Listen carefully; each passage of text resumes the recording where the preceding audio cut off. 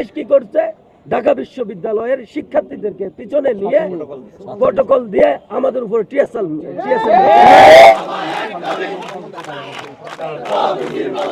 15 July police এবং ছাত্রলীগের পেটোয়া বাহিনী সাধারণ শিক্ষার্থীদের হামলা করেছিল, আমাদের নারী শিক্ষার্থীদের আহত করেছিল। কালকেও কিন্তু আমরা দেখলাম ঠিক একই কায়দায় আমাদের শিক্ষার্থীদের উপর, আমাদের নারী শিক্ষার্থীদের উপর হামলা করা হয়েছে। ঢাকা বিশ্ববিদ্যালয়ের শিক্ষার্থীরা তাদের প্রতি হচ্ছে কুরুচি মন্তব্য দিয়ে হচ্ছে কি পাটকেলও মারছে, ইভেন হচ্ছে কি তারা হচ্ছে কি কুরুচি মূলক হচ্ছে কি মন্তব্য দিয়েছে। যারা এই আন্দোলনকে প্রশ্নবিদ্ধ করতে রাস্তায় নেমেছিল, উস্কানিতে পড়ে রাস্তায় নেমেছিল, তারা আমাদের নারী শিক্ষার্থীদের নিয়ে নানান ধরনের অঙ্গভঙ্গি করেছে, নানান উস্কানিমূলক কর্মকাণ্ড করেছে। যখন আপনার নীলক্ষেত থেকে দাওয়া পাল্টা দেওয়া শুরু হয়েছে, তখন আমি নিজেই মহসিন ভাইকে কল দিয়েছি থানায়, আপনি দুদিকেই ছত্রভঙ্গ করে দেন।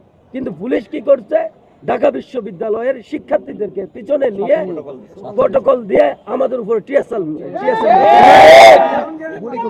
তারপর যখন আমাদের ইডেনের বোনেরা যখন বেরোয় আসছে, তখন নীলক্ষেতে ঢাকা বিশ্ববিদ্যালয়ের শিক্ষার্থীরা তাদের প্রতি হচ্ছে কুরুচি মন্তব্য দিয়ে হচ্ছে কি পাটকেলও মারছে, ইভেন হচ্ছে কি তারা হচ্ছে কি কুরুচি মূলক হচ্ছে কি মন্তব্য দিয়েছে।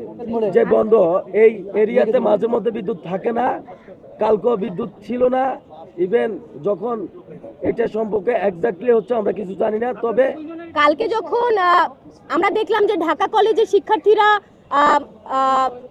নেমে এসেছে, তাদের উপরে ঢাকা বিশ্ববিদ্যালয়ের শিক্ষার্থীরা অতর্কিতভাবে হামলা করেছে, তারপরে কিন্তু ঢাকা ইডেন কলেজের সকল মেয়েরা রাস্তায় নেমে এসেছিল এবং এর প্রতিবাদে তারা কথা বলতে শুরু করে। কিন্তু আমরা সেখানেও দেখেছি যে পুলিশ, বিজেপি পরবর্তীতে কিন্তু সেখানে টিয়ারশেল নিক্ষেপ করেছে, আমাদের অনেক মেয়ে শিক্ষার্থী কিন্তু আহত হয়েছে, আঘাতপ্রাপ্ত হয়েছে। ম্যাজিক হার্বাল টুথপেস্ট দূর করে দুর্গন্ধ সৃষ্টিকারী দাঁতের সমস্যা। ইয়েস, দেখাও তোমার ম্যাজিক। ফলে আমরা বলছি, এই যে জুলাই অভ্যুত্থানের সময় আমরা দেখেছিলাম 15 জুলাই পুলিশ এবং ছাত্রলীগের পেটোয়া বাহিনী সাধারণ শিক্ষার্থীদের হামলা করেছিল, আমাদের নারী শিক্ষার্থীদের আহত করেছিল। কালকেও কিন্তু আমরা দেখলাম ঠিক একই কায়দায় আমাদের শিক্ষার্থীদের উপর, আমাদের নারী শিক্ষার্থীদের উপর হামলা করা হয়েছে।